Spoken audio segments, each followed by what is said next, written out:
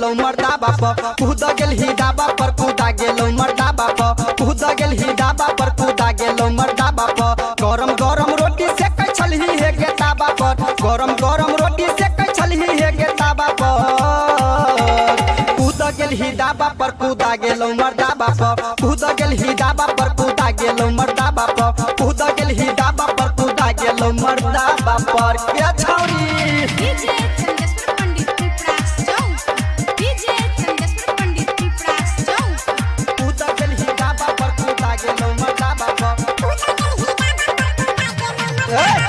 कूदते गे छौरी तोहर फाइट गेलो लहंगा के करबते बही गे पैर गेलो महंगा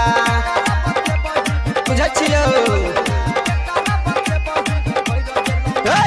कूदते गे छौरी तोहर फाइट गेलो लहंगा के करबते बही गे पैर गेलो महंगा उड़ गेलो चढ़ली जवानी तोहर हवा पर उड़ गेलो चढ़ली जवानी तोहर हवा पर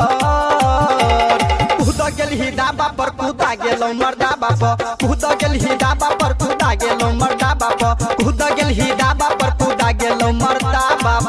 या छौरी डीजे वाला पर नहीं कूदियही प्रास जाऊं डीजे चंदेश्वर पंडित की प्रास जाऊं कूद गेल ही डाबा पर कूदा गेलो मर्दा बाप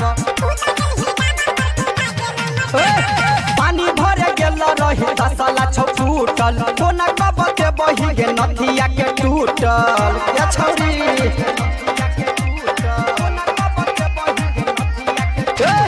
पानी भरे गेल रही तसला छौ फूटल कोना कबते बही गे नथिया के टूटल डीजे चंदेश्वर देखी आब कहो दूरा पर रमेश मधुबनिया देखी आब कहो दूरा पर